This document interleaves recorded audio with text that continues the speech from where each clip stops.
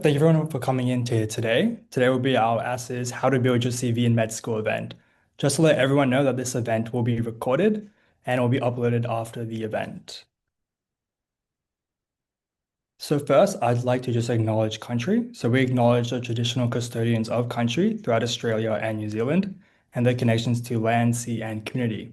We pay respect to the elders past and present and extend that respect to all Aboriginal and Torres Strait Islanders peoples present here today.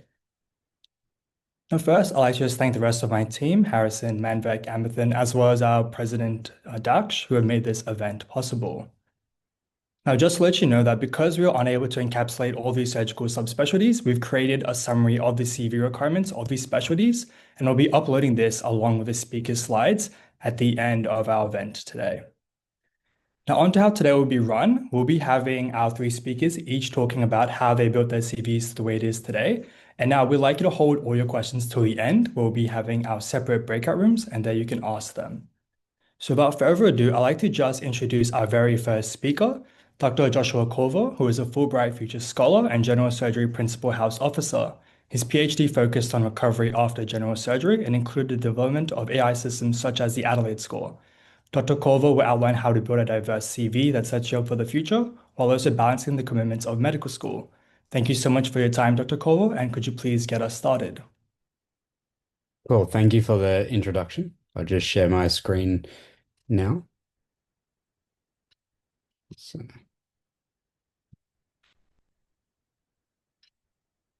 there. So thanks for the introduction and the opportunity to speak today. My purpose of the talk today is to, one, give you some strategies and two, emphasize some core principles about an approach to medical school that's worked for me and also towards building a CV that not only fits your interests, but also ticks the boxes for career progression. Please note that this is my things that worked for me personally and may not work for everyone. So please make up your own strategies and use what I'm saying to your unique circumstances. So first, a bit about me. This is my Google Scholar program that outlines a bit of my research that I've done in my life. And here are a few details about my achievements so far. These are mostly structured in a way that's relevant towards your career progression, but I'm proud that I've done a lot of other things as well. So I'm PGY4 at the moment. I've done degrees and not only in research that people know about, but I've also done coursework degrees as well. And this is an important thing to emphasize is that when choosing qualifications to do, not only in your junior doctor years, but around medical school, think not only research, but also coursework degrees as well. I assume you're online because you're interested in surgery in some form at the moment. And one thing to emphasize is that RACs for junior doctors, you can't do these in medical school, also offer skills courses. These sort of things, any sort of professional development is really useful to do. Then I've also set up some collaborative initiatives because these are things that are passionate to me. However, I want to emphasize that this was only possible through my support network of family, friends, and colleagues, which I'll talk a bit about later. And I also tried and failed at a lot of things that don't come up here. Also, a lot of the things I started during medical school, but got delayed gratification with the results coming multiple years later, some of the time. And you'll see that's a common trend throughout a lot of the things that I'm going to talk about. Overall, these are things that aligned with my goals and my unique preferences. And a key message that I want you to take away from this is that you should do what works for you personally. So first, take a step back and figure out your why and your what. Overall, you're not going to be able to do a lot of work in anything if you don't have clear motivations and clear goals for it. After this, form a strategy towards these and accept that your strategy is going to change as your life circumstances change throughout medical school and also as your years as a junior doctor as well. Once this strategy has been set up for you personally, start taking some actions and actually doing things towards it. I found that This includes mapping out goals not only in research, but in all aspects of your career, and then complement this by mapping out goals in the short term, medium, and long term in other parts of your life as well. Overall, and I'll talk to this a bit more throughout my talk, but you must prioritize sustainability and the ability to grow in the things that you do. A lot of people in medical school had a very short-term approach, and I don't think that this worked. You will get results in the short term, but overall, I don't think that translates towards success. So I would emphasize enjoying what you do and prioritizing it for the long term. I can't emphasize enough that you must form your support network, and this must include people you can trust and rely upon, and use this throughout everything that you do. And you must have a way that you're comfortable with communicating with this support network on a regular basis. Also, I believe that you must be doing things that are new all the time. I get really bored quite easily and get tired of doing the same thing over and over again. And novelty and doing new things keeps things interesting and enjoyable. As I mentioned before, these should be your specific and individual goals. Don't compare yourself to other people. It's a very tempting thing in medical school, and also particularly when you're going for competitive career or specialty pathways. My personal thing is that that will never happen. That will never help you. Never compete or compare yourself to others, and always stay aligned to your why and your what and your goals. So here are some tips about forming a strategy, and there are some more specific things that I'll talk to a bit later, and my colleagues who are also talking will go into a bit more detail. First, now we live in an age in 2025 where most information is actually just available with a Google search very quickly. This is something that people don't realize a lot of the time, in that you can actually find the relevant guidelines, selection criteria, all the official websites online. So something that I would recommend is going through each of these in all of the specialties or all of the areas that you're interested in, and actually study them like they're a subject at medical school. You have to know these back to front, and that just helps as you go on throughout your career. I would also make sure that every single thing that you're doing professionally, where possible, of course, should align in some form with the official criteria.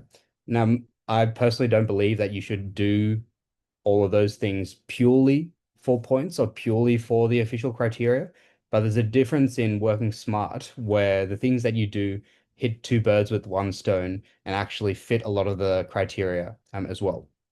So this means about the rotations that you preference in medical school, try to do them in a way that aligns with what you're interested in the jobs that you pick. For example, picking a rural job may be helpful at times. The degrees that you do, either coursework or research degrees, and other professional development things that you'll do. I also get advice from as many people as possible, and then take a step back, summarize and synthesize these together, draw up pros and cons based on your why and your what, and then I can't emphasize this enough, make your own decisions. Other people will have different life circumstances and different goals throughout. So it's very important that you make your own decisions and take responsibility for that. Also, based off of that, collaborate at every opportunity possible. A key thing with this is that you will be running your own race. However, you need support throughout. Everything that I do, as you'll see from a lot of my things that I've done in my career, I try to have a support network and a collaborative network around me. That just helps spread out the work, and also can be done in a way where everyone wins. As I go, I like to note down ideas for things and just use them later. I think that's a very simple thing and allows you to get a lot done while you're busy. And as I said before, two birds with one stone with your actions helps you achieve a wide range of stuff. A good example is doing a PhD. People may see that as a too big an investment. I believe if you start that early, it sets a foundation for a lifetime of research, but of course helps in a lot of selection criteria as well. As I mentioned before, prioritize the long term overall in a lot of your goal setting and a lot of your career goals, because we've selected a career that's going to last most of our entire lives. But that doesn't mean that you forgo or forget about the short term. So, for example, in medical school, you may be on a rotation that you're not interested in, particularly for your career progression. However, it doesn't mean that you turn up to that rotation and don't give it a proper go. You shouldn't forget about the short term. And in your overall approach, I think having a day-to-day routine is really foundational, but also thinking about the long term simultaneously to that in a lot of the career decisions that you're making. As you go along, by staying true to your goals and staying true to your why and what, your unique brand and your unique voice will come out as you go throughout your career, particularly as there's so much time. And another thing that I like to tell people, and I've personally found as a reason that I can sustain a lot of things that I've done, is I prioritize enjoyment and accept that the results will eventually come, just maybe not in the form that you first thought. With things that you do, I believe that extraordinary output or extraordinary results that are more than normal require some sort of input that is more than normal. I think the easiest way to do this is to immerse or have pockets or periods of time in your career where you're really going intensely in trying to advance something or try to doing something.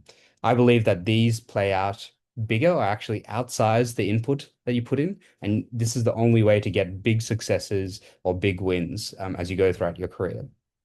So a good example of this is full-time research. You will, in my opinion, get an outsized return for any sort of time investment, even if it's just a couple of months or so. Also, another thing that I truly believe is one big action or one big change is worth many, many small actions. So that means commit to things that you believe in or things that actually align with your goals. However, also acknowledge that one big action may actually be comprised of small steps along the way. Then, as I said, daily routines and really fundamental things that you probably already know about through being in medical school, like proper sleep, proper exercise, proper nutrition, those form a good foundation that allow you to be consistent. And long-term endurance is a really important thing in this because a lot of the things that you'll do for your career actually over several years. Getting onto any surgical training program is a multi-year thing. Getting onto most training programs is a multi-year thing. So it involves really a lot of consistency, and you have to take the same approach to your health. Also, as you go in, as you're busy in particularly in things that you don't have a lot of free time in, I would always emphasize using pockets of dead time. What I mean by that is while you're waiting for things on your rotations, note down ideas or have a think about things that you're going to do to advance your career or things that you're going to do in other periods of time. Note down stuff for later. And I believe that even if you do something rather than nothing in any pockets of time that you weren't going to be using well otherwise, these benefits accumulate over the course of years. I've got a lot of other specific strategies about things to do with regards to research, especially that I outlined on my YouTube channel that you could go through and watch there. Another thing that I'd like to emphasize in this, and this isn't probably not the traditional way of looking at it, is that you have to have balance in the things that you do. As I emphasized before, your support network of your close family, your close friends, and even your colleagues around you that you're spending a lot of time with each week, those form the foundation of things that you do. For me, that's especially my close family. This is at my PhD graduation. And I also have a really core group of friends that have stuck with me for years. So I would find those people for you. But the analogies that I like to use for work-life balance or balancing different things in your life are quite unique, in my opinion. First is the rubber band ball. Now, I think that because in the modern day we're doing so many things and there's so many expectations of us, particularly in a difficult career like medicine, the traditional model of looking at work-life balance as just a binary, I don't think personally works. I more view things as sort of a rubber band ball. What that means is that you're going to have a lot of streams of activity or a lot of streams of things in your life, but they're all going to be mixed in some way. And I think accepting that and coming to peace with the fact that you're never going to be able to completely segregate things actually is a liberating thing because it allows you to think about, okay, I may be spending time on my medical rotation or a rotation I'm not particularly interested in. I can still learn things about that, but also be thinking about the other streams of things that I'm doing in my life. Like I'm booking classes for exercise later. Um, I'm organizing my rotations towards my surgical career. I'm looking into research or research degrees, whatever it may be. I think accepting the fact that everything is mixed and we're doing so many things in the modern day is really important. And then I see investment of time or towards each stream, sort of like an ECG. What I mean by that there's always going to be peaks and troughs in the activities that you're doing. So just blocking off time consistently isn't going to, personally, I don't think that's going to work all the time because there's going to be ebbs and flows. And I think when you're in a situation where you're getting momentum towards one of your goals, I would actually shift a lot of your effort towards that because you're going to get outsized returns.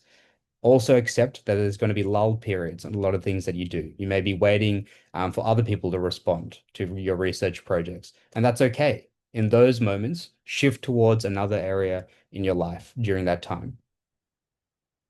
And I can't emphasize enough that you must rely on your support network as you go. So this includes communication with them.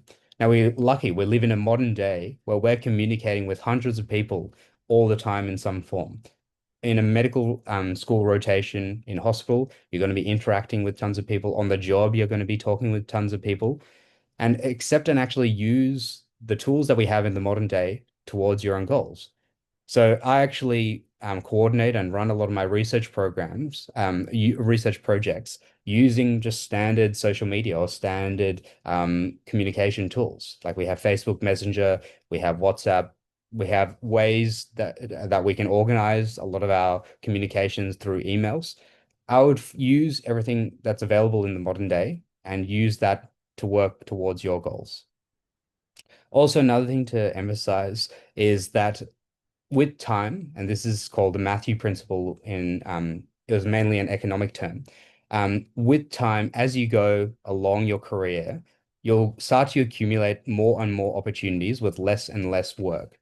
Now, that means when you're first starting out, you're going to have a really intense period of time to get off the ground in medical school. And I would just accept that this is going to happen. Your career is going to be many years and you've got a lot of time. So as you go, just expect that you will get more opportunities that will come to you the more things that you do. But you have to start doing something. And I've personally found that this will come when you least expect it. So we got some recognition in the media about one of the studies in my PhD called the Adelaide score that we'll talk to a bit. One of the other speakers will talk to a bit later. And then this also opened up a lot of opportunities for speakerships and other collaborations around Australia and internationally as well for me. And then most recently, as I've continued to grow in my research career, I'm now starting my postdoctoral phase of work, and this has opened up a Fulbright scholarship for me. This is just my personal journey, but I would emphasize that as you go, accept that it's going to be a multi-year thing, and also accept that as you go, results will come with time, even though it doesn't look like it at the start. This is ways if you have more specific questions after the event, you can contact me on social media or email me. Or one of my collaborative initiatives called Health and Information is free for everybody to join. So you have a support network if you don't already. Thank you for the opportunity to talk and feel free to ask any questions in the breakout rooms. Thank you so much, Dr. Kovoor, for your insight on how to build your CV for surgery and the importance of making your own goals, and I'm sure inspiring many people in the meeting today. Yep, another reminder that if you have any questions for Dr. Kovoor, please be sure to ask him in the breakout rooms later in the event. So thank you so much. Thanks for the introduction and thanks for the opportunity to speak. A few disclosures. Firstly, I am on call. So if I do need to take a phone call, I do apologize in advance. We're a bit short-staffed, so there's no way around it. Secondly, Josh is one of my very good friends. A lot of the principles he's spoken about, I'll go into a bit more detail here. A lot of our work is collaborative. We work very closely together, and we've worked together very closely for a very long time, and will do, I assume, for the rest of our careers. And thirdly, this talk is not just my work. This is a collection of concepts, a collection of presentations put together by our collaborators, which includes Associate Professor Stephen Batchy and Dr. Brandon Stretton, based in Adelaide, as well as Dr. Amar Zaka, who's in Queensland, and Daksh, who's the president of this association, who's also worked very closely with us. Next slide, thanks. Thank you. So look, this is just me.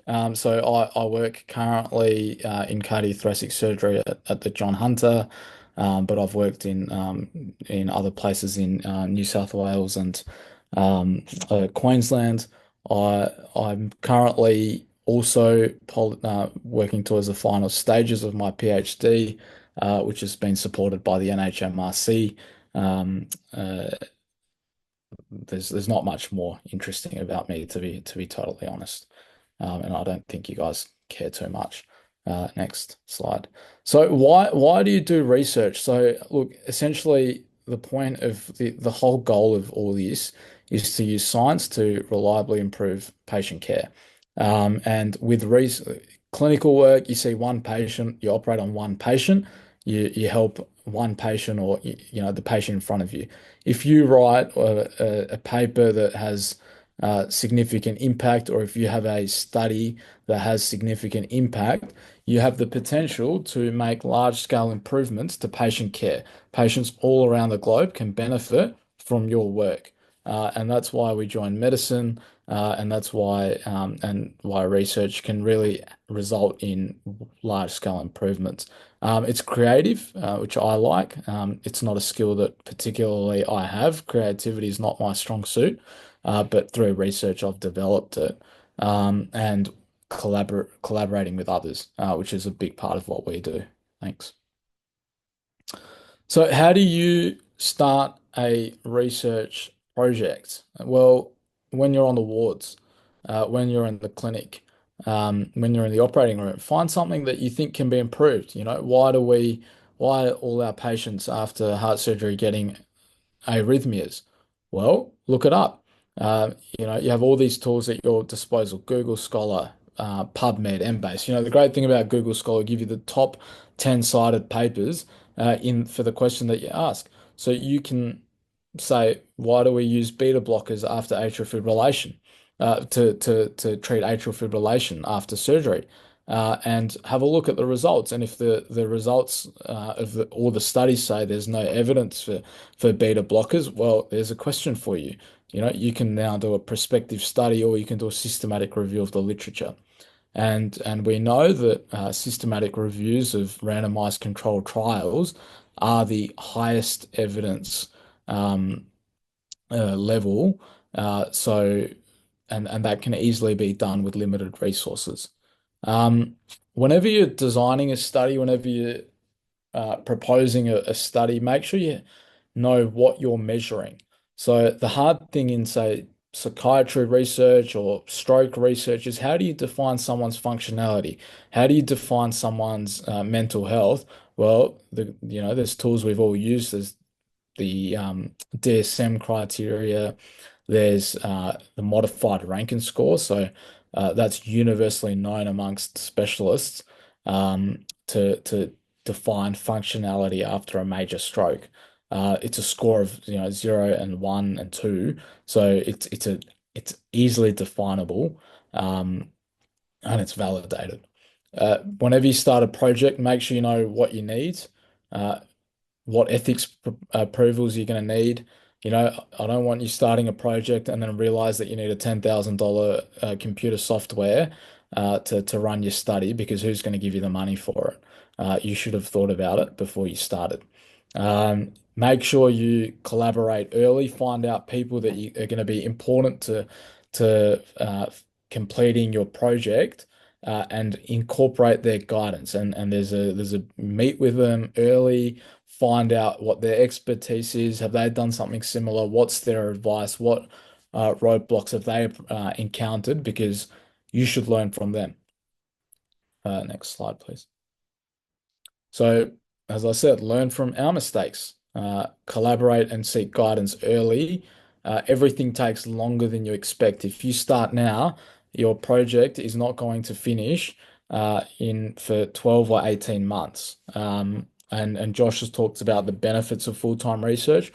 I haven't done full-time research, but and you know, we I discouraged Josh to do full-time research many years ago. He didn't take my advice, and I'm glad he didn't, because the results of there for all to see. So I think there are significant benefits of doing full-time research. If you start something, see it through to the end, because it's not just you that's invested in a project, it's a whole group of people that you've involved, and everyone's put in some effort. And to respect everyone, you should ensure that they get the reward for their effort. So make sure that you finish whatever you start.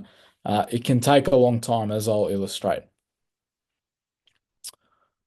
Okay, think long term. If you're serious about changing a life, then start now. Next. So look, this is I quite enjoy investing in the stock market. The best benefits, the best returns you get are in the outer years. Don't try and time the market. How long you're in the market will have a direct correlation to your return. So start now. So how? Well, two ways. You can either, the simple strategies is join onto an existing project that's going, talk to your supervisor, talk to, one of your registrars or your fellows, or intern, or, anyone around you that's involved in research, see what they're doing, see if you can help out. If you can't, start your own project, come up with an idea, take it to a senior, and get going. But it's a long run, as I'm going to explain. So next slide. I started this paper when I was a junior medical student. It took me 12 months to get to a first manuscript, and it took me another 12 months to get to my final draft. So I spent 12 months, as long, if not longer, drafting the manuscript as I did in writing it and collecting all the data and analyzing it in the first place. I went through 18 drafts. I had no idea what I was doing. But I got a paper out of it. And if you go to the next slide, well, this just shows, no, go back to that one, because I just want to show you that your growth will not be linear. So you start, as Josh did in 2019, and, within 3 years, he's got 30 papers per year. And if you looked at his charts now, I've not shown his, 23, 24, 25, because it would be unsociable to show what Josh's output's been in the last couple of years. Next slide. But, the evidence here, so that one paper, it's the same paper done like 8 times over, in various aspects. So that was neurosurgical mortality. Here's one in cardiothoracic mortality. The next one, technical factors affecting cardiac mortality. The next one, mortality in cardiac surgery. The next one, mortality in urology. So I've, used the same principles from my first paper, and I've gotten another 8 papers out of it. So your first one's the hardest. The growth will be exponential with time. So Josh and I started this in 2017, right? This was our first paper that we worked together. We had very limited idea what we were doing. It's just us two and a very senior professor. So we, scratched our heads. We had all meetings and meetings and meetings, and this published in 2021, and it's now, I'm not sure if it's Josh's highest cited paper, but it certainly is my highest cited paper. It's got over 60 citations, and it just shows that this, it can take 3 or 4 years to get an end result, but what you learn along the way is often the most valuable. This is probably our landmark study as part of our group, the Adelaide score, and it's certainly yielded in a lot of benefits. It's a demonstration of an area of work which we're finding is unique to what we're doing as a group, and it's artificial intelligence specifically in surgery, but not just limited to surgery. We've got a lot of studies, primary and secondary, running in this stream. And as Josh showed, it's gotten a lot of media attention, as you see if you flick the page. Yeah.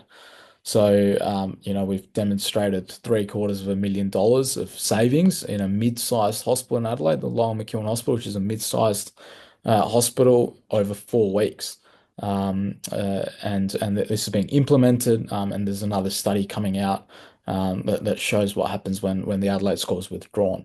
And there are potential opportunities at a later stage to try and take this sort of work to the corporate world.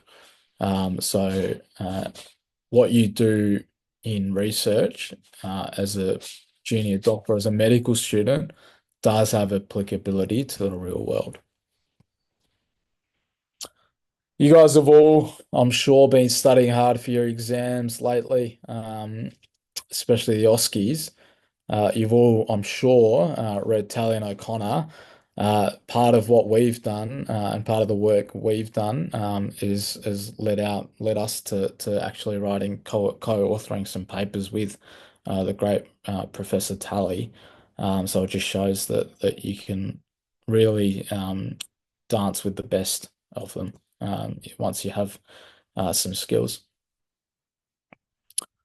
So look, we've talked about, Josh has talked about work-life balance. I'll just harp on it. This is a long road. Don't burn yourself early. Work hard, work very hard. But make sure you know when to take a break and look after yourselves. And you can do multiple things at once. So you can chew gum and walk at the same time. You might start a paper, you might send it to ethics review, or you can start another paper, draft a proposal for another paper. Once the ethics review comes back, you work hard on the data, but then you'll need a statistician. So whilst the statistician's looking at it, you can collect the data for the next paper. And all this, over time will show that you can do many things at once. And once you've done lots of things, you can get recognition for it. Next slide. So now this is the part of the talk where I want to discuss how to really think about your future from a research perspective, and different pathways that you can take. The first one, next slide, is choosing your own adventure. So contact a supervisor, find someone, any doctor or any scientist really doing research in something that you're interested in. It doesn't even have to be directly related to the field that you're interested in, but the skills that you develop will come in handy. Email them, asking for a meeting, study hard for the meeting, find out what does the researcher, what does this doctor or clinician do, what have they published, read relevant literature, find out what their past work is, and can you follow on with that.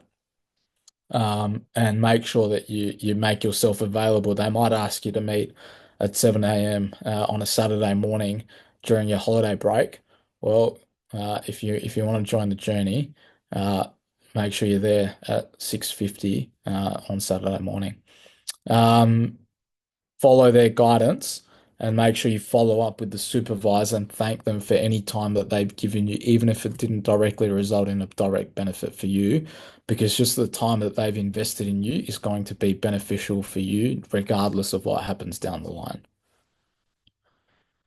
You can join a paper day. So we've, as the health information group, which I've helped Josh with, Often we run sessions or days where we'll do multiple papers at once, mainly systematic reviews. And if you take the QR code, you can find our group on Facebook, and we will add you.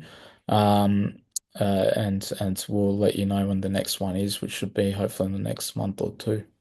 So, you can get your name on papers on that. And these have been formats have been journal clubs previously, where we've had mixes of junior medical students all the way to see very senior professors, and discuss research. And, we'll try and, if you're interested in having one of these at your medical school, or in your city, let us know, and we can try and organize it.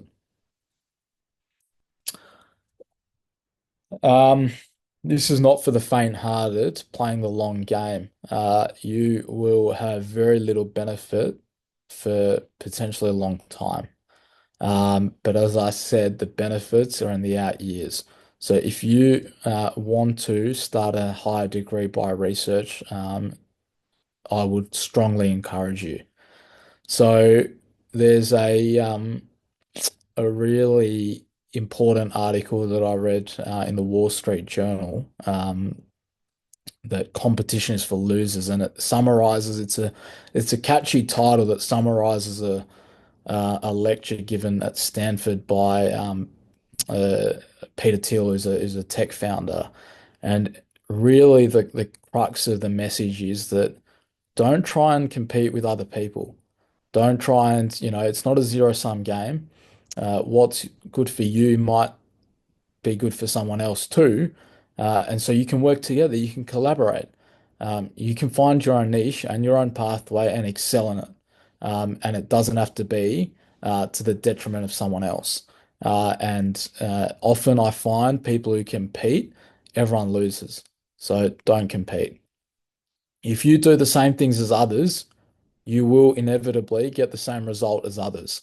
So, as Josh said, if you want extraordinary results, you need to do extraordinary things. And if it's extraordinary, it's probably not going to be easy. If it's easy, it's probably already been done, or it's not worth doing. Everything has a choice and a trade-off.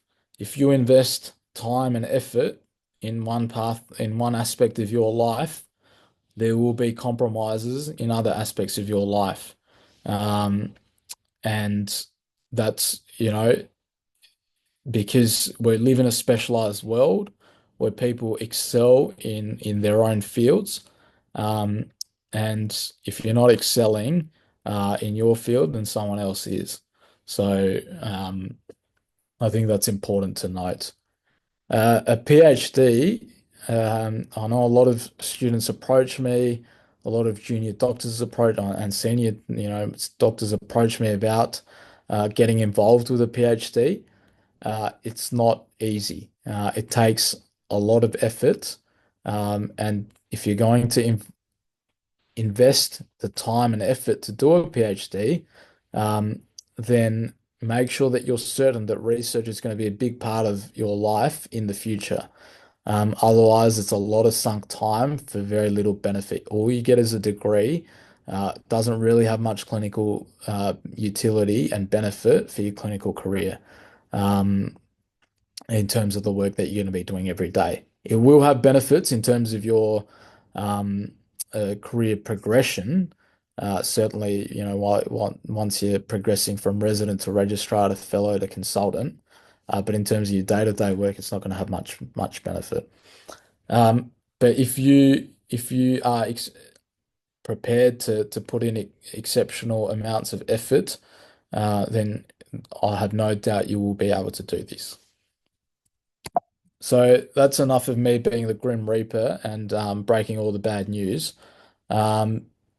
If you are interested in doing a HDR, for any supervisor, you can contact me, you can contact Josh, and you can also contact Daksh. Daksh is a very exceptional medical student who's the president of this society.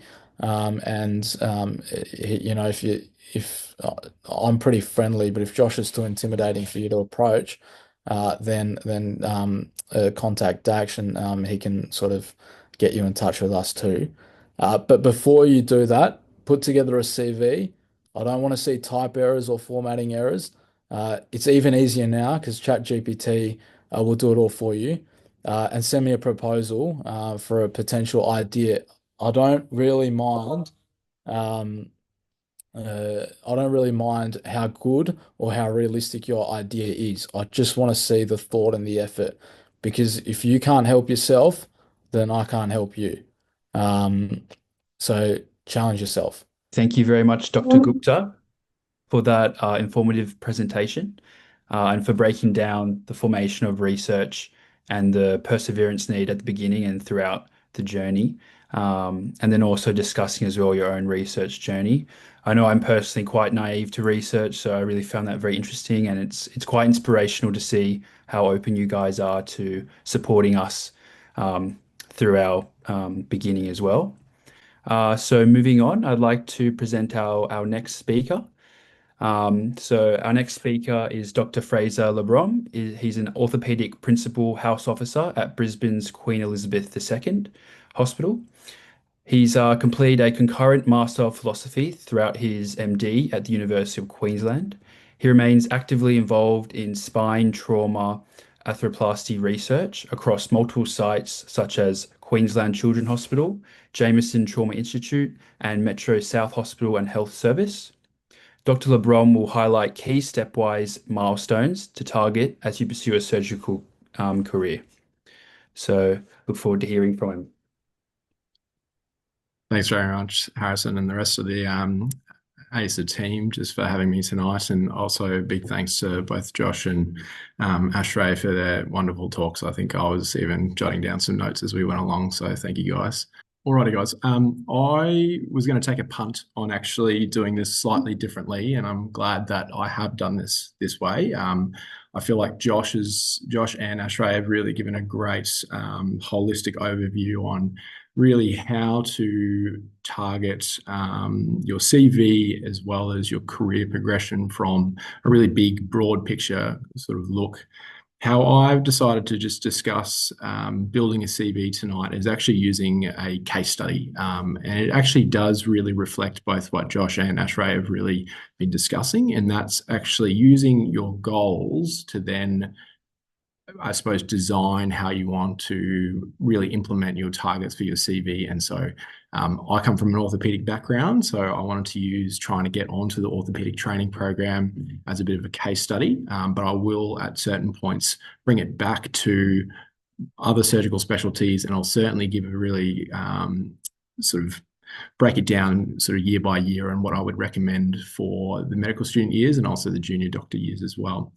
Before I kick off, I do want to say a big thanks to Dr. Sam Scaife, who is actually now a post-fellowship exam trainee, who has given me a lot of points that I'll discuss tonight. I felt like it would be a bit rich me coming up saying this is how you get on the orthopedic training program without myself being on the training program. So full credit there. So firstly, why would you do orthopedics, or why would you do surgery?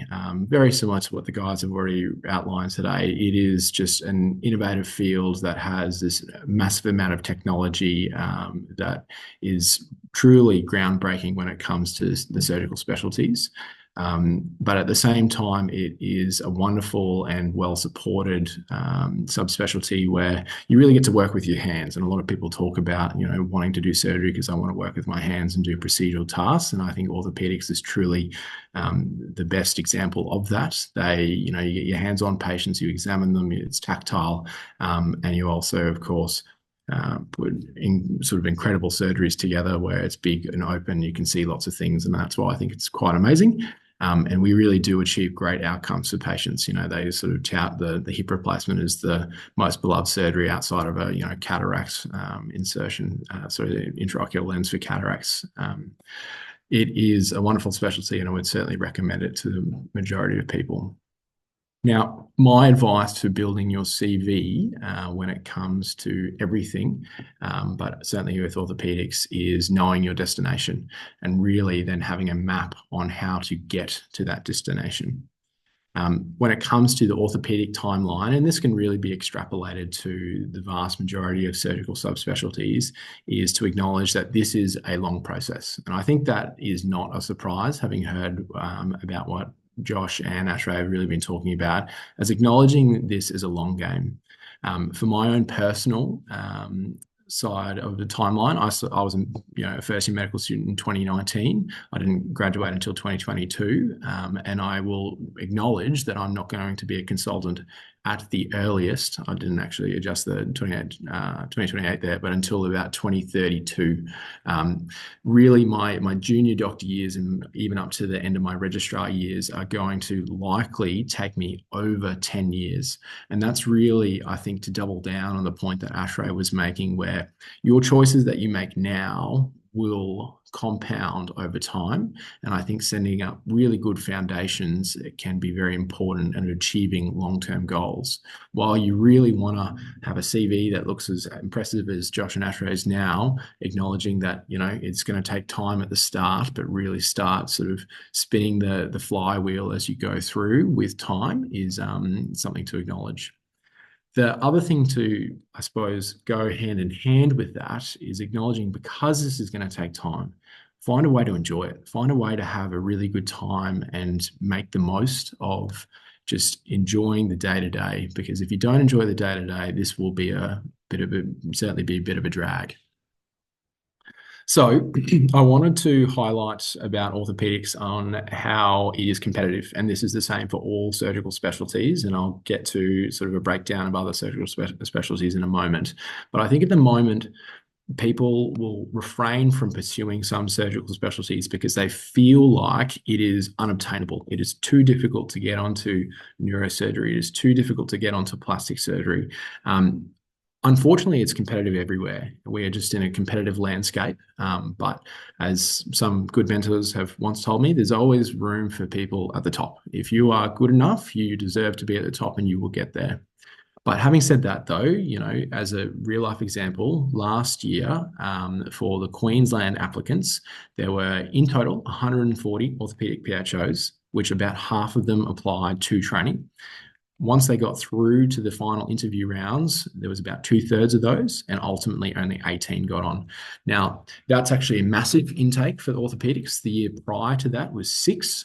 So just to acknowledge that this is a hard game, but I don't think it's impossible. I really do think it is achievable and it is attainable. And I think with well thought out preparation to your approach to any surgical training program, I think you can be part of those numbers on the right-hand side of the screen. So in terms of orthopedics, what do you need to get on? And I'm going to use these to then influence about what I would recommend to then build your CV. So in orthopedics, the minimum requirement, bare minimum, is that you've done 6 months at a PGY3 level. That's easy. But it also acknowledges that the earliest that you can apply is PGY4. Now, I think that's a really important factor, because you acknowledge that then, if I'm not going to apply until PGY4, I've got 4 years of medical school and at the very least, 3 years of being a junior doctor to accumulate all of this experience that I can then use to apply with. The other side of things is the GSSE, and I'll talk to you about the GSSE, and I think why it's really important to just knock it on the head and get it out of the way. And then for orthopedics, we've got to do this radiation safety course because we use a lot of x-rays in our operating. When it comes to orthopedics, the way that it's broken down is you start out with in a phase where you have a CV.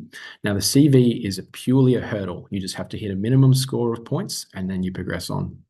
And then after you've submitted that CV and you progress on to the next stage, you then sit a multiple choice question. And that's really just a reflection on how well do you know the specialty.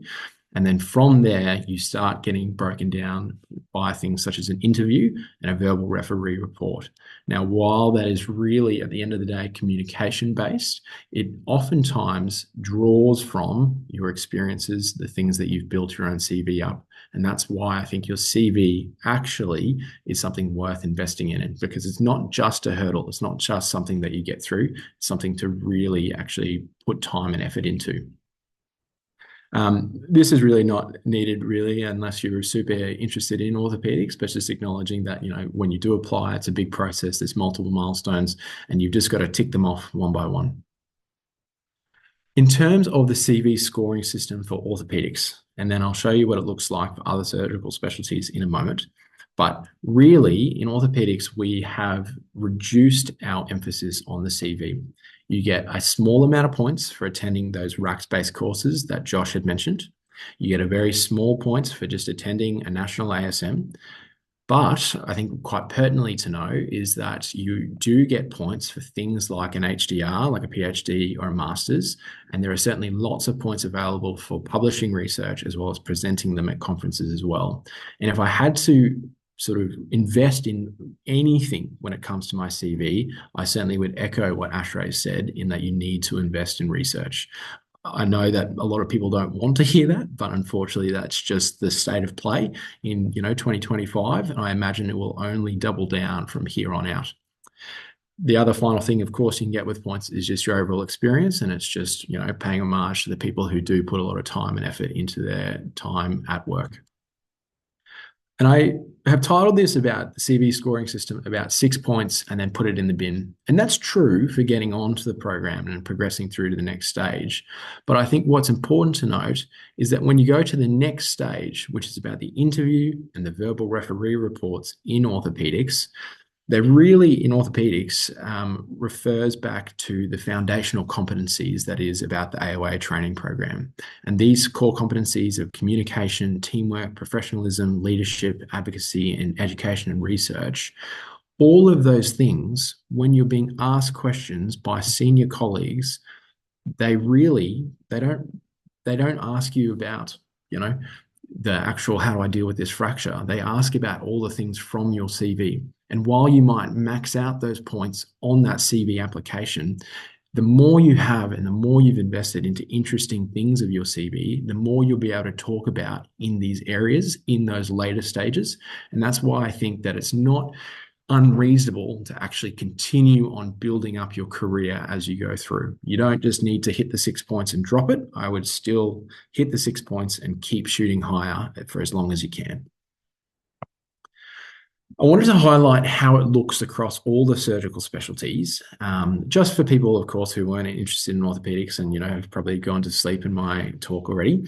I wanted to highlight, firstly, the minimum selection requirements. From what I've seen, and I've gone through pretty much all of the surgical specialty application processes, the minimum that you need to do is PGY3 time in the job and also have passed the GSSE. All of them seem to have this first phase about, contacting maybe some referees, building your CV, and then certainly afterwards they then progress on to an interview. I certainly echo everything else that, both the ASSA team as well as Josh and Aashray have mentioned, but going to the RACS website, finding a surgical subspecialty that you're keen on, even if it's 3 or 4 of them, if you still haven't decided, and having a look at these breakdowns. Having an understanding of where you're going in the future is really important. And I've done that really here. So I've broken on the left-hand side down what is the percentage of the 100% to get onto these programs weighted in terms of CV, your referee reports, and then the interview, plus or minus some of them now are offering like a situational judgment test or an exam.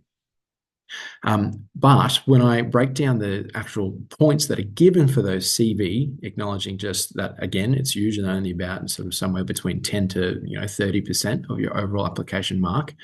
The really ones that come out is that research in the form of papers and presenting those papers are the ones that are highly rated.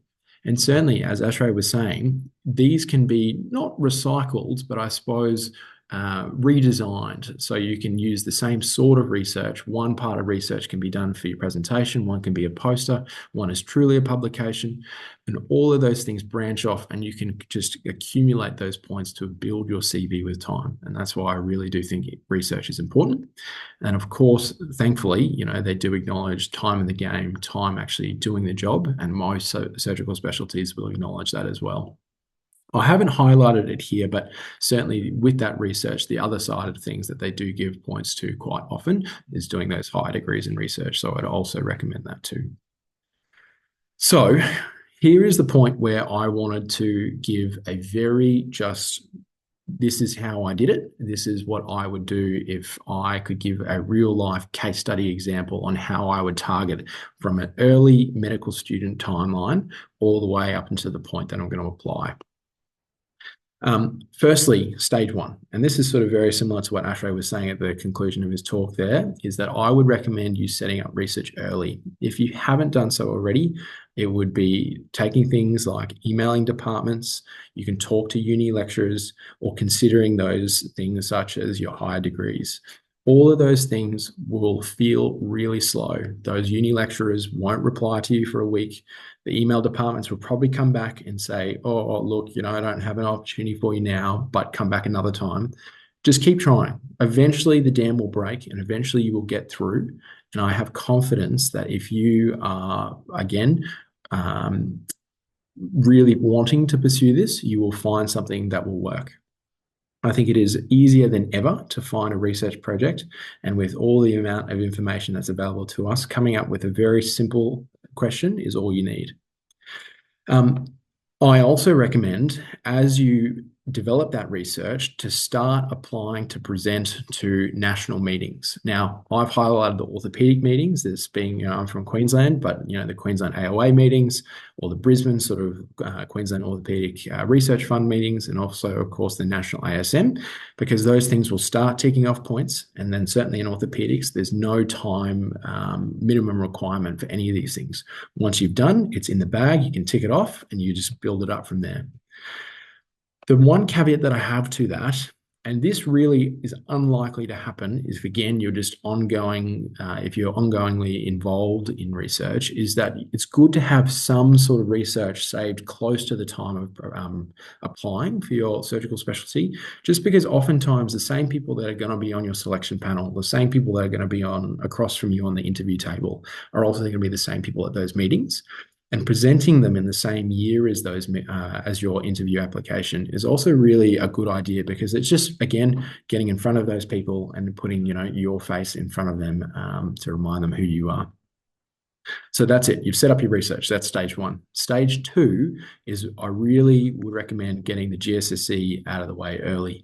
For those that aren't familiar, the GSSE, or the General Surgical Sciences exam, is this, again, essentially a basic sciences examination on anatomy, physiology, and pathology. To be honest, I reckon most medical students in this chat would probably pass it better than I would right now, because it really is akin to more of your medical student knowledge than it is when you do start working. And that's why I think it's better to sit it early.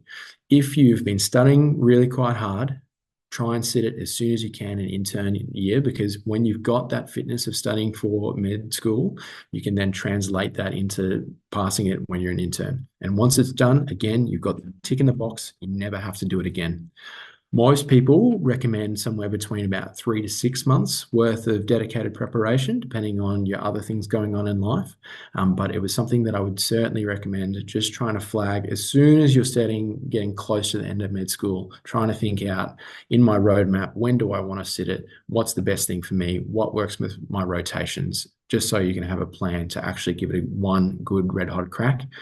Also, the point being that it costs $5,000 to sit, and really you just want to sit it once. So the final thing with that GSSE preparation is acknowledging things like the resources that are available to you. Julie Mundy is a lady who used to be the head of cardiothoracics at the Prince Charles Hospital here in Queensland. And she's a lady who actually provides practice exams for the GSSE. And all you have to do is email her and she gives it to you for free. There's no cost involved. She sits it 3 months out of the exam and then another 3 weeks beforehand.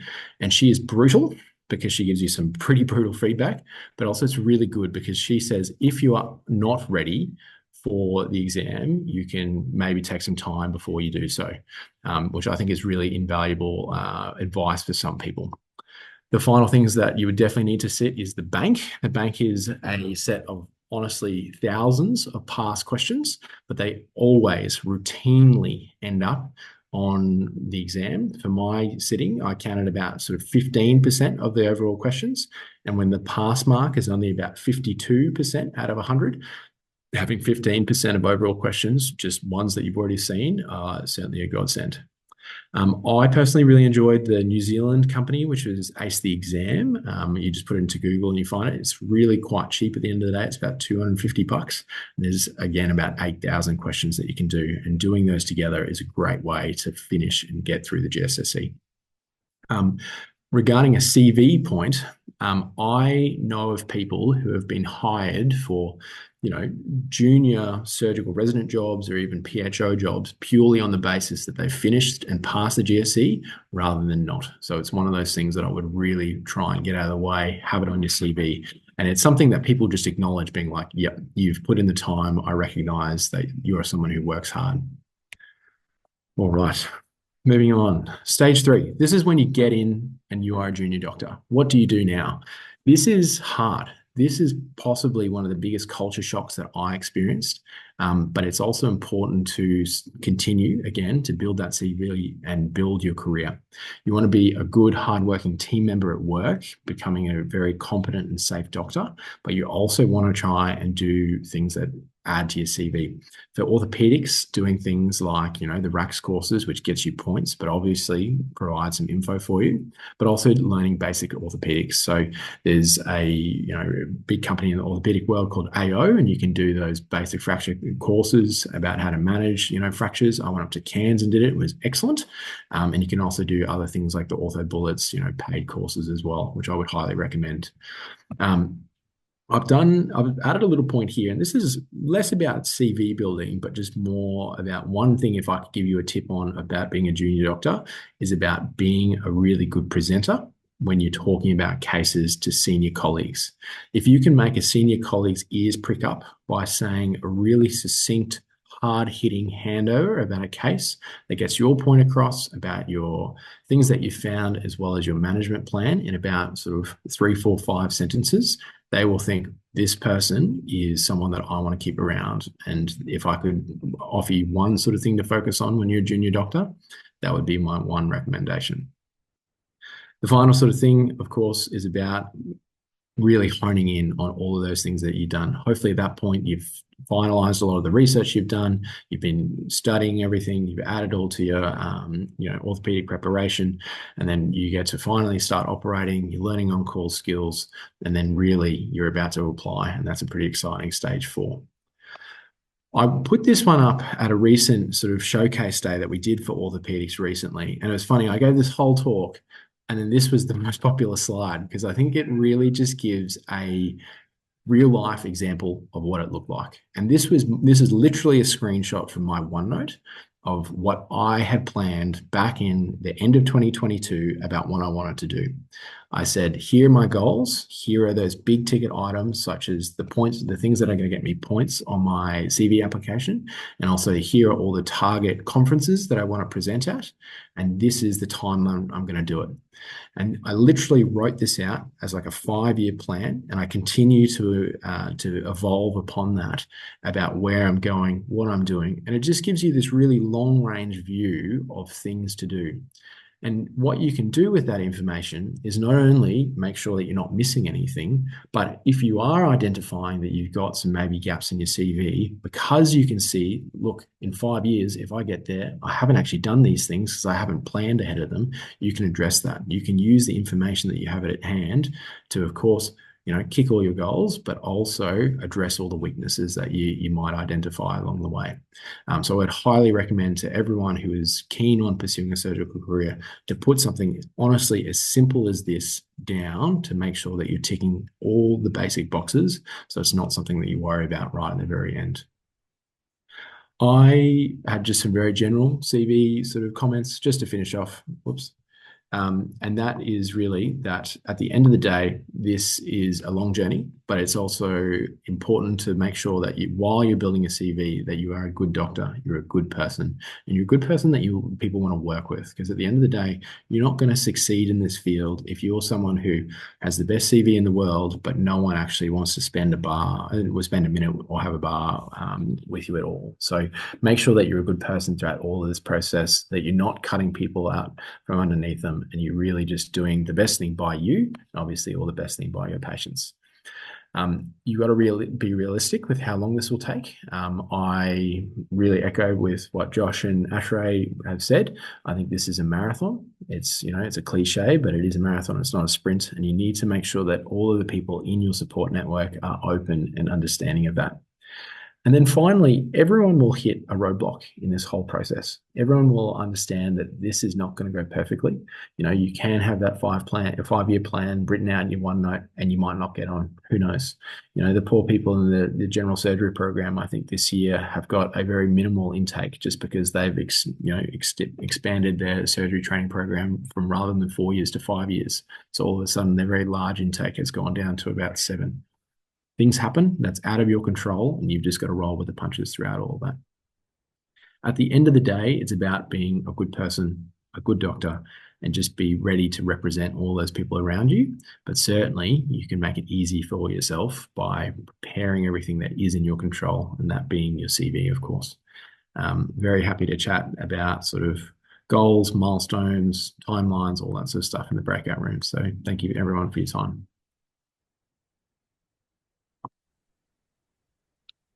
Thank you, Dr. Labrom, for that very detailed presentation on tackling orthopedic surgery. And hopefully everyone has taken away the importance of knowing your destination and journey. So for now, this wraps up the main part of the event. Thank you once again to Dr. Josh Kovoor, Dr. Aashray Gupta, and Dr. Fraser Labrom for their wonderful presentations.